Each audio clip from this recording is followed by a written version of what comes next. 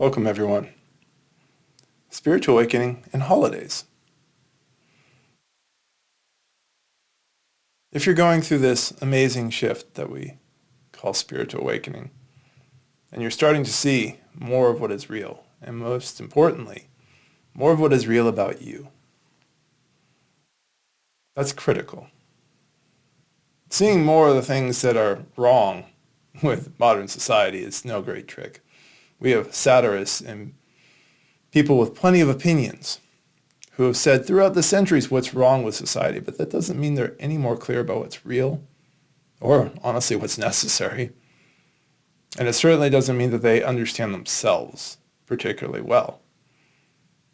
And spiritual awakening is an opening ourselves to what is real, and what we see inside of ourselves is like, wow, I'm all made up. And then we look around at things like holidays and we realize they're made up too. So what do you do? Welcome, everyone. I'm Jim Tolles. I'm a spiritual teacher. I blog regularly at spiritualawakeningprocess.com. And I have a newsletter. You can sign up for that for free down in the description below. It's a great way to stay in touch and hear about classes, my dedicated communities, small groups of 5 to 6 people that journey together, and my classes that I do from time to time.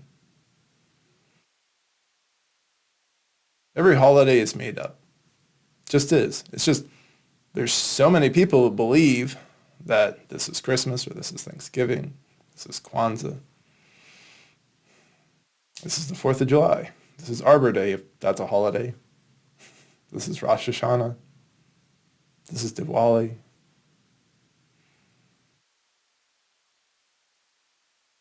Because there's so many people who believe it, it now exists in our cultural context, and there's a whole bunch of things we do. Well, particularly here in the West, so many of our holidays are so commercialized. It's all about money, and it's really not about connection. And I think that's kind of the focus today here for this video is what human beings most want is connection. That's why we do all this sort of silliness, and we dress up on Halloween, and for some reason there's a rabbit at Easter that has to do with Jesus' rebirth. We can go down the proverbial rabbit hole of how all sorts of different things got mushed together into that tradition. But the reason we do all that is because we want to feel connected and part of our communities. And one of the troubling parts that people often experience as they go through their awakenings is a sense that they're no longer connected to their communities and their friendships and their relationships in the way that they once were. And that's actually a pretty normal thing as we're getting to understand ourselves, to kind of re-understand how do we want to connect in these other spaces. And one of the ways that people usually want to connect during holidays, whatever the holidays are, is more with each other. I really encourage people to embrace the opportunity to reevaluate your holidays and rethink how you want to actually celebrate them. What is meaningful to you? And then have that as a dialogue with the people in your life. Right? Anybody that you're going to be celebrating, whatever the holiday is, talk to them. In fact, in general, this whole talking to each other thing is badly needed. When I say talk to them, I mean talk to them in person, not on the text message. Text messaging is a great way to destroy your relationships. It leaves out so much context, and it really has become a shield between people. We are meant to talk in person, in real time, in the moment. And for some of you, that's going to be challenging because you're just not doing it enough. But practice. And practice around lots of easy conversations. And depending on how much you like to revamp and rethink your holidays, you want to get some practice building up to those conversations. It depends on your situation. You know, for some social circles, it's not such a big deal to kind of change things and decide, you know what, we're not going to buy lots of stuff this year because why? We'll buy one gift for each other, or we'll donate to causes that matter to one another. There's a lot of beautiful ways that we can engage with holidays without just doing them because we feel obligated.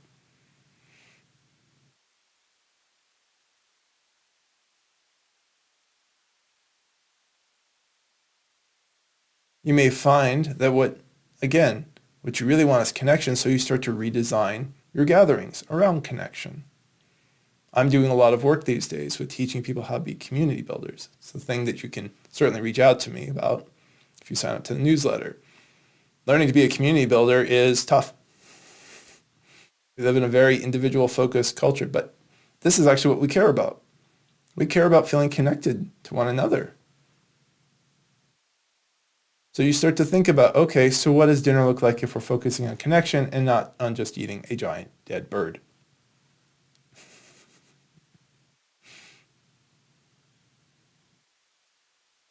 And then you have these conversations. And usually, if this is brand new to you, you want to change one little thing at a time. Change one thing this year, then change another thing next year. Very often, people are trying to do major overhauls of their life way too soon after a spiritual awakening. I have an older video, 2016, 2018, I was talking about making major life decisions. It's been some time. And usually the answer is don't make major life decisions unless you absolutely have to. The absolutely have to are the decisions that you know you should have made a long time ago and you need to do. Those you don't need to delay on. You've already decided you want to get that divorce or start this new business or whatever. Okay, you're free. Spiritual freedom is just the reality that you're free. You already are. You already can do these things. No one is actually stopping you. Whether people agree to different things that you want to do, like around the holidays, that's something else. And so there's an interesting way that we have to surrender to how societies and communities work, through compromise, through everyone sacrificing a little to create greater space for connection, sacrificing the time. It could be doing something else or doing something with you. Maybe sacrificing the desire to eat a large dead bird for something else entirely that you want to do as opposed to just eating a large, giant dead bird.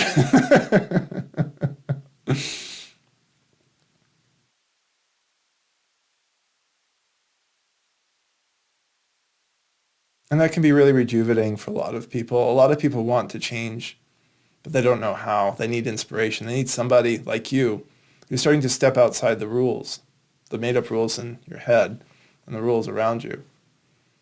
And when you do that, you're just going to feel so much more alive and engaged with it. It doesn't feel like an obligation.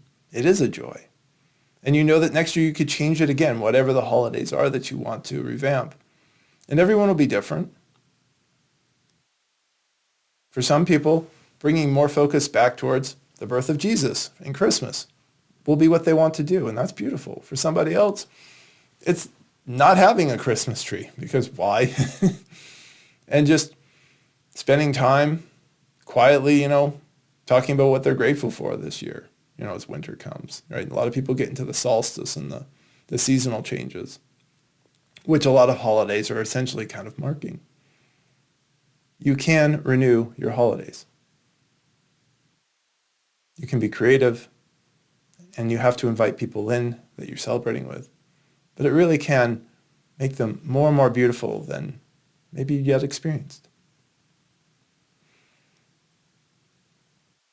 Again, I'm Jim Tolles. Please share this video, sign up for the newsletter, and go visit spiritualawakeningprocess.com. Bye for now.